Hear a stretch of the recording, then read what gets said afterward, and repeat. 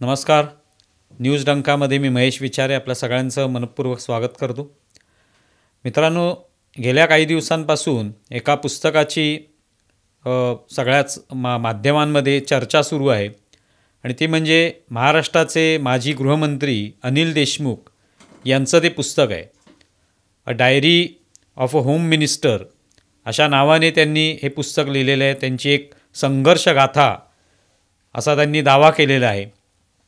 प्रामुख्याने त्यांना जो तुरुंगवास भोगायला लागला होता आणि ज्या कारणामुळे तुरुंगामध्ये ते गेले होते, तर ती सगळी पार्श्वभूमी आणि तुरुंगातले दिवस असं एक सगळं बहुतेक त्या पुस्तकामध्ये असावं. ते पुस्तक मी काही वाचलेलं नाही आहे, पण त्यातले काही परिच्छेद जे आहेत असे त्यांनी ट्विटरवर टाकलेले आहेत आणि त्याच्यावरनं लोकांनी अंदाज बांधायचा आहे की हे पुस्तक किती खळबळजनक असेल किंवा कशा पद्धतीने त्यांना संघर्ष करावा लागला हे सांगणारं हे पुस्तक आहे आणि त्यामुळे ते लोकांनी घ्यावं अशी त्यांची अपेक्षा आहे.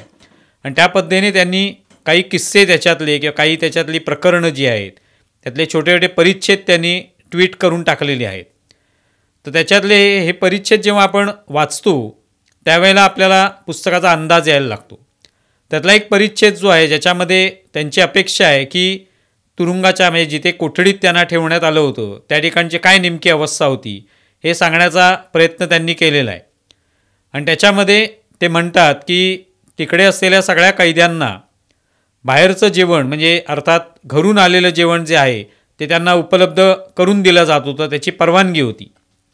पण स्वतः अनिल देशमुखांना मात्र न्यायालयाच्या आदेशानुसार कोणत्याही प्रकारचं बाहेरचं जेवण जे आहे ते उपलब्ध करून दिलं जात नव्हतं. त्यांना तुरुंगामध्ये जे काही जेवण असेल तेच खावं लागत होतं. आणि त्यामुळे ते जेवण कसं असेल, काय त्याची नेमकी चव असेल, दर्जा असेल हे ओळखलेलंच बरं असं ते म्हणतात.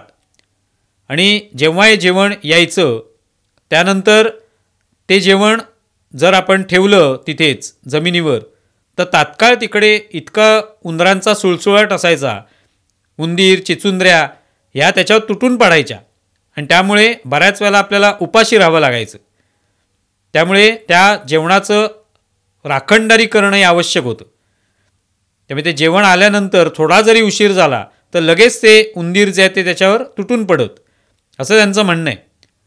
त्यामुळे ते कधीकधी ते ताट जे आहे ते बादलीवर ठेवत जेणेकरून उंदरांना ते कळू नये, उंदीर तिथपर्यंत पोचू नयेत म्हणून ते तिथे ठेवत असत आणि ते तिथे त्याच्यावर लक्ष ठेवावं लागत असे.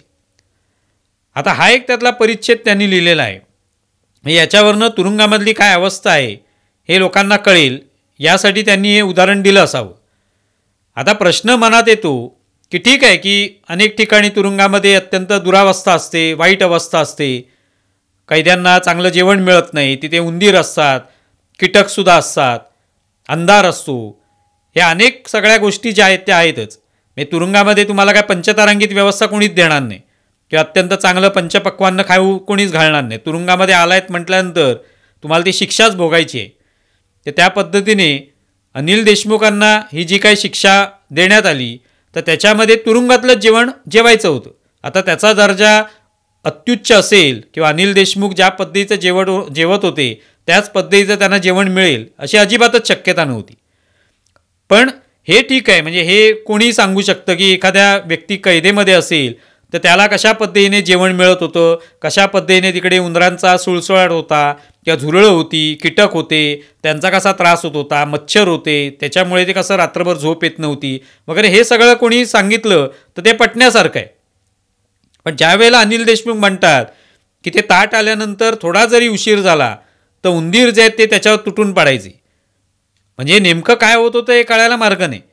म्हणजे जेवण आल्यानंतर तिकडचे उंदीर तयारीत होते का, की कधी अनिल देशमुखांचं ताट येते आणि त्याच्यावर आपण तुटून पडतोय, की त्यांना बाकी काय खायला मिळत नव्हतं किंवा बाकीचे कैदी जे होते त्यांच्यासाठी काय वेगळी सुरक्षित व्यवस्था होती जेवणाची, की त्यांना टेबलावर बसायला दिलं जात होतं आणि अनिल देशमुखांनाच जमिनीवर बसावं लागत होतं. अनेक प्रश्न याच्यात निर्माण होतात. कदाचित लोकांच्या मनामध्ये हे प्रश्न निर्माण व्हावेत, कुतूहल निर्माण व्हावं यासाठी तर अनिल देशमुखांनी हा किस्सा लिहिलेला नाही ना, असा प्रश्न मनामध्ये येतो. मग ते बादलीवर ते ताट ठेवण्यात येत होतं आणि त्याची राखणदारी करावी लागायची, त्याच्यावर लक्ष ठेवावं लागायचं. मग आता ताट आल्यानंतर ते जेवायचं की त्याची राखणदारी करायची. हा प्रश्न येतो. म्हणजे आपल्यासमोर एखादं ताट वाढलं आणि अर्थात तुरुंगामध्ये असताना जे काही जेवण समोर येईल ते जेवावंच लागणार, त्याच्याशिवाय पर्याय नाही आहे. आणि भूक लागली की ते जेवायचंच आहे. तर ते आल्यानंतर त्याची राखणदारी करणार की माणूस जेवणार? त्यामुळे अनिल देशमुख ते बादलीवर ठेवून ताट त्याची राखणदारी का करत होते, हा सुद्धा प्रश्न मनात निर्माण होतो. म्हणजे कदाचित हा किस्सा जेव्हा लोक पुस्तक घेऊन वाचतील तेव्हा कदाचित लोक हे सगळे प्रश्न जे त्यांची उत्तरं शोधायला लागतील आणि त्यांना त्या प्रश्नांची उत्तरं मिळणार नाहीत. तर असा हा एक परिच्छेद त्यांनी त्याच्यामध्ये लिहिलेला आहे. त्याच्यामधूनही असे अनेक प्रश्न निर्माण होतात. आता दुसरं एक परिच्छेद त्याच पानावरचा आहे, तो म्हणजे त्या ठिकाणी त्या कोठडीमध्ये एक गलेलठ्ठ असा उंदीर होता आणि तो उंदीर जो आहे त्याला तिकडचे सगळे कैदी टरबुजा असं म्हणत. आणि तो उंदीर जो आहे तो सातत्याने माझ्याकडे बघत असे असं अनिल देशमुख म्हणतात. एकटक बघत असे आणि त्याच्या डोळ्यातून किंवा त्याच्या नजरेतून हे असं वाटायचं की त्याला सांगायचं आहे मी पुन्हा येईन, मी पुन्हा येईन, मी पुन्हा येईन. आणि असं त्यांनी ते लिहिलेलं आहे. आता हा किस्सा जो आहे हा सुद्धा तुम्ही पाहिल्यानंतर तुम्हाला वाटेल की हे खरोखरच घडलेलं असेल का अनिल देशमुखांच्या बाबतीत, की अनिल देशमुखांनी कल्पनेच्या भराऱ्या घेतलेल्या आहेत. म्हणजे आत्मकथा आहे की कादंबरी लिहिलेली आहे की कथासंग्रहच त्यांनी लिहिलेला आहे, की किंवा त्यांना तुरुंगामध्ये सगळं स्फुरलेलं आहे की असं काय काय आपण कल्पना लढवूया आणि त्या लिहूया आत्मकथा म्हणून. हा मनामध्ये प्रश्न येतो. मी ठीक आहे, त्यांनी हे संपूर्ण पुस्तक देवेंद्र फडणवीस यांनाच अर्पण केलेलं आहे. म्हणजे त्यांच्या विरोधातच ते लिहिलेलं आहे की देवेंद्र फडणवीसांनी कसं हे सगळं कारस्थान रचलं हे त्यांना सांगायचं. त्याच्यातून ते सांगायलाही हरकत नाही, पण त्यासाठी तुम्हाला काहीतरी त्याच्यामध्ये पुरावे द्यावे लागतील, काहीतरी तथ्य मांडावे लागतील, लोकांना पटेल असं काहीतरी सांगावं लागेल. काही किस्से त्यांनी असेही लिहिलेले आहेत की तिथे देवेंद्र फडणवीसांची त्यांचं बोलणं झालं वगैरे वगैरे, किंवा प्रतिज्ञापत्र काही लोकांविरुद्ध मला सादर करायला सांगितली. हा त्यांनी यापूर्वीसुद्धा मुद्दा उपस्थित केला होता, तो पुस्तकात आलेला आहे. पण त्याचे पुरावे कोणते आहेत हे काय कळायला मार्ग नाही. आणि हा तर टरबुजाचा जो मुद्दा आहे तो नेमका काय, तो खरा आहे की खोटा आहे की त्यांनी कल्पनेतून त्यांनी लिहिलेला आहे हे कळायला मार्ग नाही.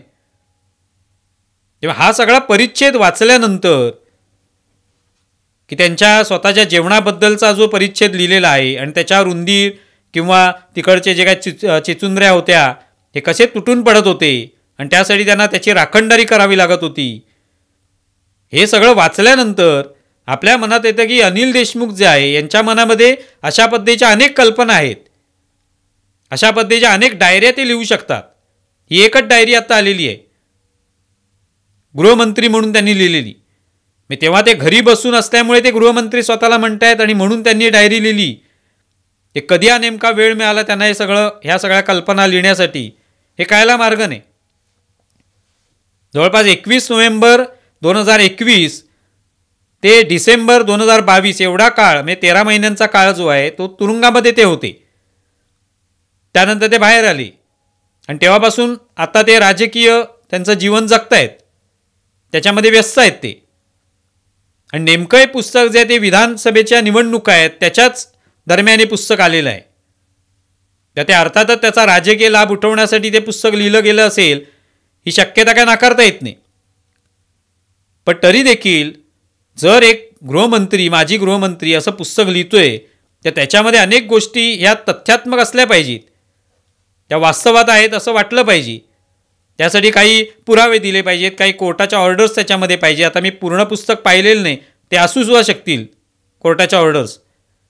पण हा जो काय किस्सा लिहिलेला आहे हा वाचायचा म्हणजे काय मध्ये करमणुकीचं पान म्हणून काही पानं त्याच्यामध्ये ॲड केलेली आहेत का, की बराच वेळ एखादा गंभीर विषय सातत्याने वाचल्यानंतर लोकांना कंटाळा येऊ नये म्हणून मध्येच काही करमणुकीची पानं जी आहेत ती त्याच्यामध्ये टाकलेली आहेत आणि ती वाचल्यावर थोडासा एक विरंगुळा होईल लोकांना आणि पुन्हा एकदा गंभीर विषयाकडे ते वळतील, अशी काही योजना आहे का पुस्तकाची, असा प्रश्न मनामध्ये येतो. त्यामुळे हे सगळं पुस्तक कधी वाचायला मिळेल किंवा माहिती नाही, लोकसुद्धा कोणते ते वाचतील आणि त्याच्यातून काय अनुभव येईल ते माहिती नाही. पण तुर्तास हे जे काय परिच्छेद त्यांनी ट्विटरवर टाकलेत ते वाचल्यानंतर असं मात्र वाटतं की अनिल देशमुखांचं हे पुस्तक वाचा आणि भरपूर नाचा, एवढंच आपण म्हणू शकतो. तुम्हाला या संदर्भात काय वाटतंय जरूर कळवा. आमचा व्हिडिओ जास्तीत जास्त लाईक करा, शेअर करा आणि आमचे यूट्यूब चॅनल सबस्क्राईब करा. धन्यवाद. आमचा व्हिडिओ जास्तीत जास्त लाईक करा, शेअर करा आणि आमचे यूट्यूब चॅनल सबस्क्राईब करा. धन्यवाद.